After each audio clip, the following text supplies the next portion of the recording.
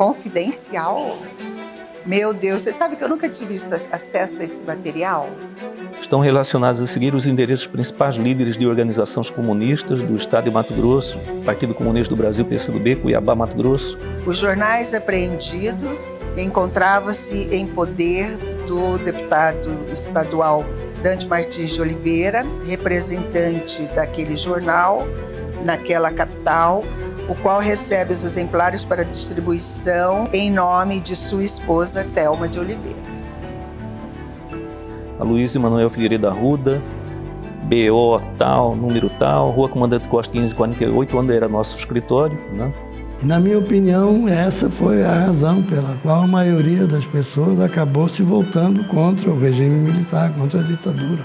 Essa coisa da repressão. Aloysio Arruda, você é comunista? Sim, eu sou comunista. O Dante sempre na política, como oposição e questionava dos políticos atuais, sempre. O Dante era um meteoro, era um foguete, era um orgulho do partido em nível nacional. Jovem, elétrico, não parava, vivia política 24 horas, um animal político. A percepção foi mais de contribuir, né? Era um momento muito grave de uma ditadura muito cruel instalada no nosso país, que tolhia as liberdades, né? Enfim, eram injustiças que a gente via e que a gente tomava partido. Essa tentativa de, vamos dizer assim, enquadrar, né, a juventude, ela fracassou. Não fosse essa luta dessas pessoas pelo país todo, né, porque em todos os lugares tinham pessoas assim, né, lutando, batalhando por um ideal. Nós não estaríamos, né, vivendo uma democracia, ainda que não totalmente, mas, né, estamos.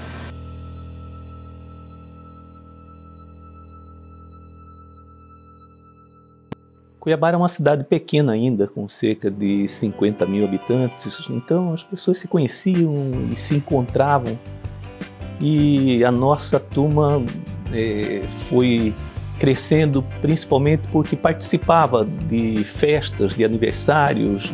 Nós não perdíamos nenhum baile de debutante, nem 15 anos.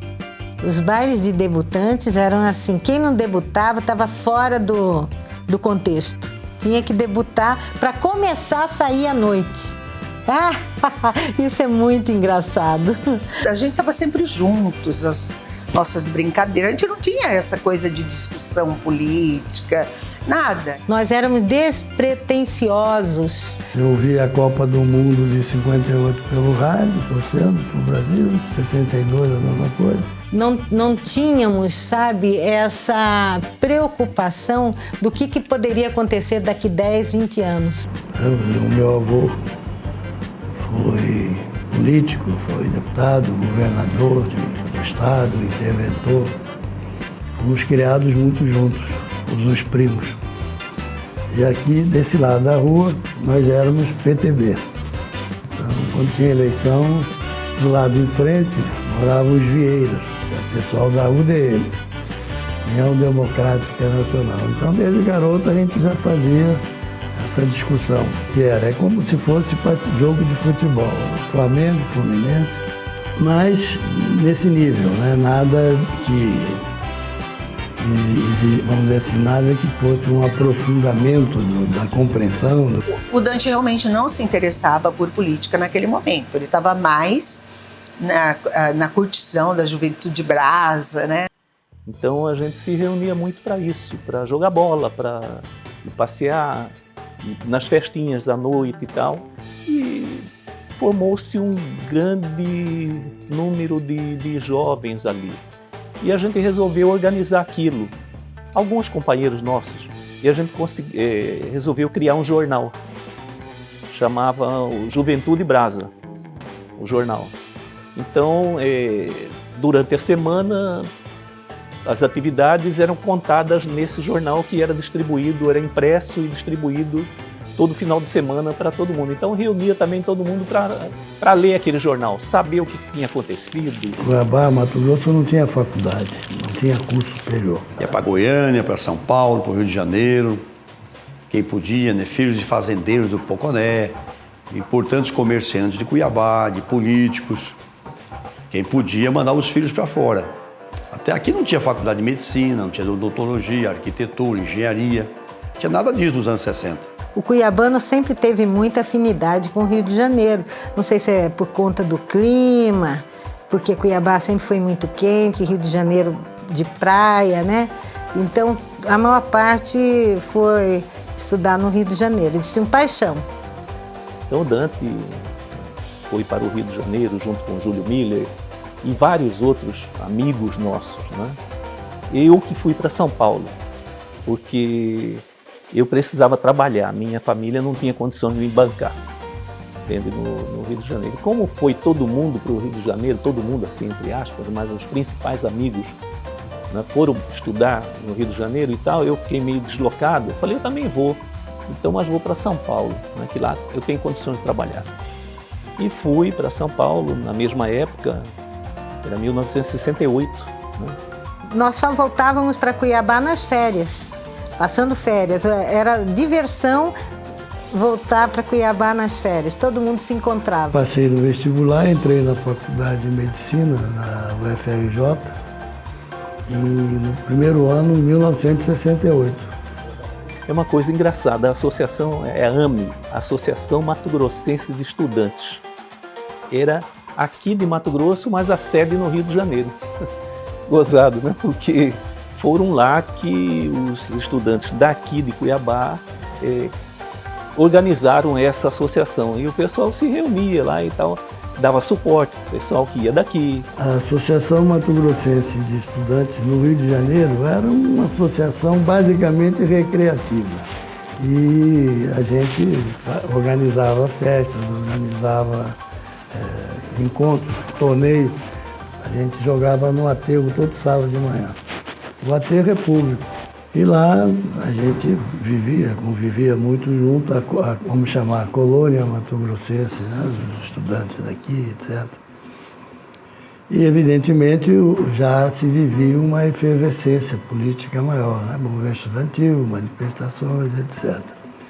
Que foi o ano que, vamos dizer assim, marcou uma virada nesse período do regime militar. Eu só sei que o regime ele começou com uma propaganda muito bonita, parecida com essa de Bolsonaro agora. A propaganda era muito bonita, mas a realidade era muito diferente, né?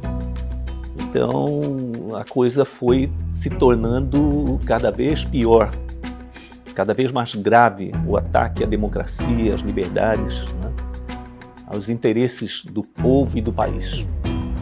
E foi aí que os brasileiros, como um todo, principalmente a juventude, né, que era muito combativa, principalmente na época, começou a se manifestar para dar um paradeiro naquele regime muito cruel, né, em todos os sentidos. Em São Paulo eu não tive uma maior participação assim, de forma organizada em nenhum grupo. Existia no Rio de Janeiro, a gente ficava sabendo que o Dante, o Júlio eram da linha de frente, sempre estavam na frente das brigas, das manifestações e tal, mas não tinha informações que eles pertenciam a nenhum grupo. Aí, de repente, você sai na rua, você é visto como um elemento perigoso, você é um estudante. Não é? Me lembro de uma vez que fui a um filme com uma prima e dois amigos, e apareceu lá um general, nem me lembro quem era, se era mas o cinema em peso vaiou. Quando saímos do cinema, um batalhão da Polícia Militar na porta, todo mundo tendo que sair um por um, os caras revistando todo mundo, pedindo identidade, não sei o quê. Um dos meus amigos estava sem documento, sei lá, ficou apavorado, falou, vou ser preso. Aí um ônibus na porta, e eles desconfiavam, jogavam para dentro do ônibus, prendendo, do nada. Veja você. A ditadura não alisava não, entende? Ela pegava e era para arrebentar mesmo, era prender, torturar e se fosse destacado, matava. A ditadura, enquanto ela teve a oportunidade de usar de sua força máxima, ela utilizou. Mas no momento em que o movimento começa a crescer e se começa a sensibilizar a população, eles entenderam que o papel deles estava teria que mudar, né? Ou eles mudavam ou eles iam entrar numa situação de confronto com a população. Essa tentativa de, vamos dizer assim, enquadrar, né, a juventude, ela fracassou. Isso em 68 foi o auge. Grandes manifestações de rua, passeatas, teve a famosa passeata dos 100 mil. A minha entrada, né, a minha consciência política, ela surgiu exatamente nesse contexto, nessa época. E vivendo essa situação. Eu me lembro de ter ido, nunca tinha ido numa assembleia de estudantes, aí de repente cerca, e o cara saiba que se você for preso, ninguém sabe onde você vai parar. Então, esse era o clima que se vivia, né? Acabei me filiando ao PCdoB nesse período. E disse lá para os caras, eu quero ir para a guerrilha. Eu vou terminar o meu diploma, vou receber o meu diploma, quero ajudar lá, quero ser médico lá na guerrilha. Nessa altura já eles tinham prendido já metade do PCdoB do Rio de Janeiro, prenderam 4 dirigentes do Comitê Central, inclusive mataram 3. Tinha saído notícias no Jornal do Brasil, no Globo, etc. Meu nome de Osmar, de outras pessoas, estávamos procurados, porque não existia processo legal, você está entendendo?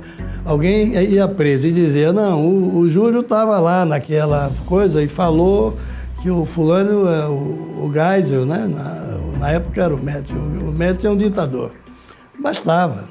E saía, me lembro de uma notícia no Jornal do Brasil, no lugar que eu estava morando, o cara pegou, veio até tremendo, falou, aqui, ó, seu nome aqui. Procura-se não sei o quê, papapá, tal, a notícia, né? João Amazonas, Diógenes Arruda, todo o alto escalão do PCdoB, eu nem conhecia, não tinha nem ideia de quem era, né? E os caras vinculando um monte de estudante que participava de monte estudantil como se aquilo fosse tudo uma coisa. Pô, com isso aqui, se me pega, não tô morto, tô frito e viro escabeche aqui nesse negócio. Então, foi quando tomei essa decisão, vamos embora, vamos.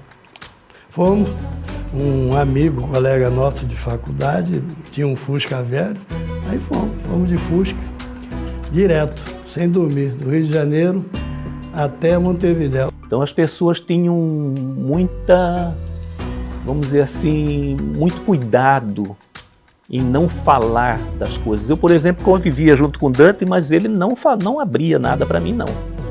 Entende? Quando ele estava no Rio de Janeiro, que já pertencia ao MRD8, ele não abria, entende? Falava que estava participando de greves, de manifestações e tal, mas nessa questão do MRD8 ele não abria. Quando o Dante voltou, eu já tinha um escritório estruturado, estava em plena atividade, né? E ficou lá procurando emprego, uma forma dele se sustentar. Tinha se formado e queria trabalhar, queria exercer a profissão. E nunca conseguia. E aí eu vi que ele estava mesmo decidido a ir embora. E como a gente era muito ligado, desde criança nós éramos ligados, né? Muito ligados. Eu ofereci então para ele, falei, Dante, então vem trabalhar comigo lá no meu escritório, né? Ele falou, mas quanto que você vai me pagar? Falei, não vou te pagar nada não, você vai ser meu sócio. Ele falou, mas eu vou entrar com o quê? Eu falei, não entra com nada não, daqui para frente nós somos sócios, é meio a meio. Nesse inteirinho já estava junto conosco o Geraldo Prado, que também formou em engenharia, né? E também não conseguia emprego.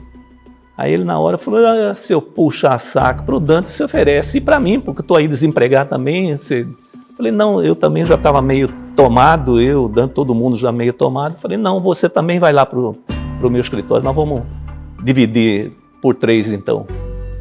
E aí foi que colocaram o apelido no escritório de Gemada. Geraldo, Macaco, meu apelido, e Dante. Eu acho que o escritório ali de engenharia era só o nome, escritório de engenharia Gemada, mas eu penso que foi foi criado mais para uma reunião política mesmo. Aí quando ele vem para Cuiabá formado, ele estava filiado no MDB. Ele começa a mexer os palitos por aqui, se aproxima do partido, conhece as lideranças do partido em nível municipal, em nível estadual, e acaba candidatando-se a vereador em 76, contrário à vontade da família.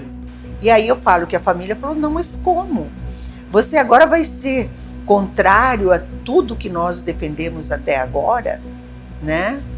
E ele acabou não se elegendo vereador, que foi a primeira candidatura dele, exatamente porque a família não queria a candidatura dele de jeito nenhum, não queria que ele se tornasse político, queria que ele se tornasse engenheiro, e realmente ele era estudioso e tal, mas ele se apaixonou pela política e aí não teve quem virasse.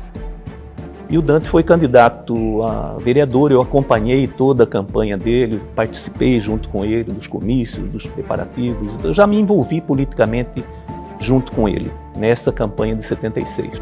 Porque eu fui eleito secretário e depois presidente do MDB de Cuiabá. Eu que abri o primeiro diretório do MDB aqui de Cuiabá, foi eu que abri.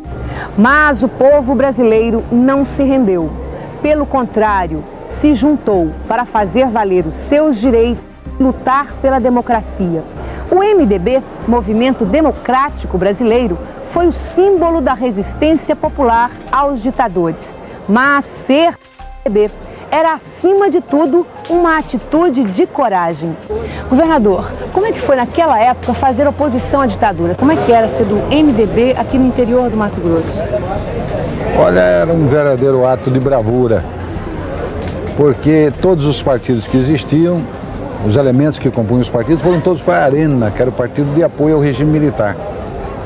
Ser do PMDB era um ato de heroísmo, porque o movimento militar perseguia, processava, prendia. Eu mesmo fui preso, processado várias vezes. E logo na fundação do PMDB, quando nós íamos fazer um comício, por exemplo, a única plateia que nós tínhamos para ouvir na nossa frente era a Polícia Militar. Então eu entrei mais ou menos nesse movimento junto com ele para a eleição de vereador. Ele não conseguiu sucesso, né? Mas deu continuidade. Em seguida ele foi eleito já secretário do MDB, né? Para organizar o MDB no estado, certo? E começou a fazer viagens e tudo mais e tal, mas sem nenhuma renda, porque ele não tinha trabalho nenhum, a família dele não apoiava porque ele era do contra. Que Aloysio pegava o carro dele, Dante subia nesse carro, arrastava fio daqui e dali, subia num caixote para fazer comício em ponto de ônibus, nas praças, certo? Assim era o Dante.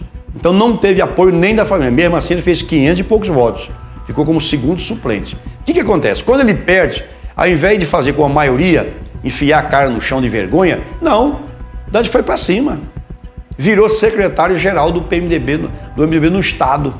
Como secretário-geral, ele começa a viajar o estado inteiro. Quando chega em 78, ele sai a estadual e ganha a eleição.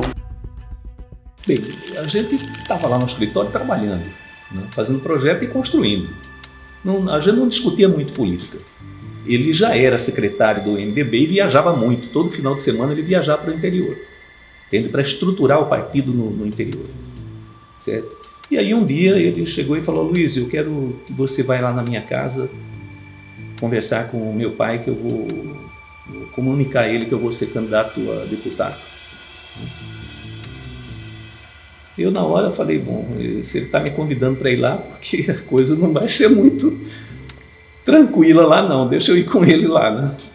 E fomos, e o Tio Paraná recebeu na sala, né? Geralmente tinha uma sala de jantar grande lá onde ficava todo mundo, a gente sentava lá, ele recebeu na sala de estar.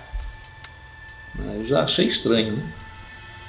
E aí o Dante comunicou a ele: pai, eu vou ser candidato a deputado estadual. Ele não gostou muito, rispidamente, ele falou: olha aqui, eu mandei você para a melhor escola do Brasil para você ter uma profissão. E você vem dizer aqui para mim que você vai ser político? Você não vai ter apoio da família, nem voto. Pegou, levantou e foi para dentro. Dante ficou lá estatelado. Aí naquela hora eu tive uma reação. Falei: Dante, se a sua família não tem compromisso com você, você também não tem compromisso com a sua família. Vamos embora. Eu vou bancar a sua campanha.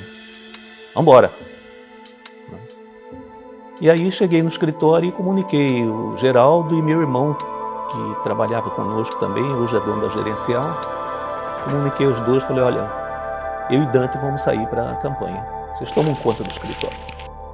A gente, na atuação nossa, a gente distribuía os jornais que vinha de São Paulo, Tribuna da Luta Operária. Vinha 500 exemplares, a gente conseguia vender 500 exemplares para todos esses bairros de periferia, movimentos estudantis, na universidade, na Associação Mato Grossense de Estudantes e tudo mais. Esse era o grande movimento mais da imprensa de oposição aqui. Eles assinavam alguns jornais, tá? E os jornais de oposição. E eles davam o meu endereço, eu como amiga deles, para receber esses jornais, porque eles não podiam colocar, entendeu? É o endereço deles. E eu, como uma pessoa que não tinha, não tinha vínculo nenhum com esse movimento, então ficava mais tranquilo, né? E aí era muito combatido também, eles prendiam os jornais. Eu me lembro que no aeroporto eles arrumaram um esquema lá, a Polícia Federal, que quando chegava o jornal eles prendiam lá no aeroporto. Entende? Aí a gente teve que botar um cara nosso trabalhando lá dentro para pegar o jornal do avião e esconder, né? Depois que a Polícia Federal procurasse, falava que não tinha vindo, aí a gente pegava esse jornal. Entende? Mas depois eles vinham na rua para prender e queria dar caceta em cima da gente, porque a gente tinha ludibriado eles. Eu era representante do jornal, fazia as matérias, era representante também da revista Princípios. Eles me prenderam várias vezes, levaram para o DOPS. Nós fomos fazer um comício relâmpago na obra da rodoviária que estava sendo construída. E ali tem um tapume, mas lá dentro tinha uns 300 operários construindo a nova rodoviária. Quando nós chegamos lá na porta e pedimos que a gente queria fazer uma reunião com os trabalhadores lá dentro, o pessoal já falou: não, aqui não entra. Aqui não entra. Aí, como a gente tinha o banquinho, Dante subiu no banquinho, ficou mais alto que o tapume e desceu o sarrafo. Não foi 15 minutos, chegou a polícia. Entende? Já prendendo. Já pegaram o Dante, jogaram dentro do carburão, né? E já pegaram os fios do microfone, foram arrancando tudo, né? Aí eu gritei para o pessoal: pessoal, estão prendendo aqui o candidato, então a polícia está aqui prendendo o candidato. O pessoal abriu o portão e veio lá inúmeros trabalhadores e já foram entrando dentro do carburão, sentando em cima, falou: se levar ele, vai levar todo mundo. Tem que levar todo mundo então. Contratei uma equipe, peguei mais alguns primos que a gente tinha e tal, que eram todos jovens, né? Estruturamos uma equipe e começamos a fazer a campanha aqui em Cuiabá. Quando ele chegava final de semana, a gente levava ele para as reuniões de bairros e tudo mais. E pintamos os muros, naquela época, baixa ditadura, é Dante, MDB é Dante, né? E era com piche mesmo, com neutrol, não tirava, a turma não tirava. Pintava de branco com cal, não saía. Dava uma chuva, tá lá o negócio de novo. Foi uma confusão, entendeu? Eu me lembro que teve ali do lado da prefeitura, do Palácio lá em Castro, uma família importante, né? Fez uma reforma da casa e pintou um muro bacana de branco. A nossa turma chegou lá e abaixa a ditadura, MDB é Dante e tal, não sei o quê. Não deu outra, vieram em cima da gente. Aí o cara veio dar, o filho do proprietário veio dar uma dura em mim. Falou, mas como que você pinta esse muro? Por que você não vai no jornal fazer a propaganda que vocês querem? Eu falei, olha, jornal de pobre é muro, meu amigo. Entende? Se dane. E a gente parava nos pontos de ônibus, na porta das empresas, nas grandes obras, fazendo comício relâmpago. Ninguém tinha feito isso, né? Foi uma novidade. E aí apareceu na televisão, apareceu nos jornais, foi aquele comentário, tem um doido aí barbudo que vai no ponto de ônibus e desce o cacete. Ele era muito bom de palanque. Quando ele subia no palanque não tinha para ninguém não. Então ele era alto, grandão, todo mundo via, todo mundo que passava de carro e tal, não sei o quê, as pessoas, e estava em cima do banco, né? Era uma novidade, parava todo mundo para olhar, o que é aquilo ali? Né? Então foi uma novidade muito boa para a campanha, e começamos a ir para a feira, na feira, a gente entrava no meio da feira, parava a feira, e enchia de gente ali ao lado e tal, primeiro era uma novidade, e depois o discurso dele era muito bom, ele focava certinho nas necessidades que o pessoal tinha, nos problemas, a gente antes entrevistava, perguntava o que estava acontecendo e tal. Então era só a gente pedindo, dá o cartãozinho do candidato, vou botar aí nesse barbudo. Então, desde esse último mês que sentiram que ele tinha chance, já começou a mudar. O próprio Armando e alguns irmãos e irmãs já começaram a falar, não, vamos dar apoio para o Dante. Já começaram a dar o apoio para ele. No meu tempo, quando eu comecei Dante, era sola de sapato, a gente gastava, as campanhas eram 90 dias, agora são 45, 90 dias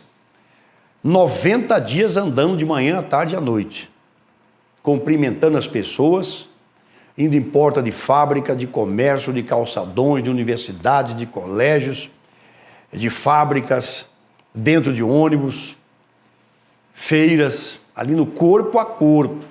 Final da história, ele teve 1/3 dos votos no interior e 2/3 aqui na capital, onde ele pensava que não ia ter voto.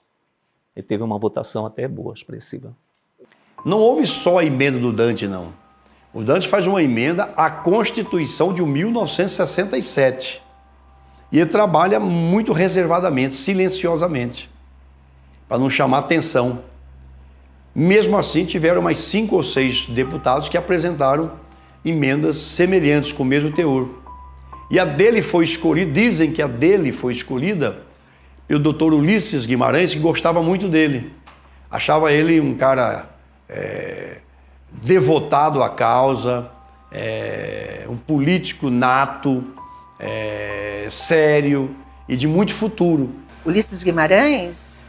Então, muito, né? Ele foi meu padrinho de casamento, casei em 1980, ele veio ao nosso casamento, ele chamava o Dante de mosquitinho elétrico, porque o Dante perseguia muito ele com as ideias e tudo mais. Era uma figura humana exemplar e político, então, único, né? Que conseguia, na época, ele era o presidente, eu acredito, nacional do MDB, e ele era o cara que dava mais abrigo a todos os esquerdistas que estavam lá. Ele tinha, por Ulisses, um respeito enorme, era o grande ídolo dele, e ao mesmo tempo Ulisses por ele. Achava ele imaturo, tem hora, né? Tanto que ele pressionou muito Ulisses com a história da emenda das diretas já, que o Ulisses falou, mas Dante, não vai dar. Ele falou, não, mas vamos colocar em plenário e vamos ver o que vai dar. Primeiro começou com um certo descrédito, né? As pessoas, mas meu Deus, que loucura é essa? A ditadura vai impedir, as pessoas não acreditavam muito que o movimento fosse crescer. E eu acho assim que as articulações que foram feitas, né, das quais eu não participava diretamente, mas que foram muito importantes. O engajamento dos artistas, de atores, cantores, da sociedade, entendeu? Então isso foi que fez com que o movimento, porque se ele ficasse restrito apenas a partidos políticos, lideranças políticas, ele não teria essa magnitude toda que aconteceu. Até então a gente acreditava que exatamente pela grandiosidade que foi o movimento, pelo envolvimento de tantas pessoas no Brasil inteiro, né, de pessoas assim ilustres, OAB, não sei mais o quê. Falei, não, os parlamentares não terão coragem de dizer não para a emenda. A proposta foi rejeitada pela Câmara. Deixa assim de ser submetida ao Senado, ficando prejudicadas as emendas de número 6, 8, 20, 93, constante dos itens 2 e 3 da pauta. A mesa quer silêncio. Esgotado o tempo regimental para a duração, senhor presidente, está encerrada a sessão. Senhor presidente.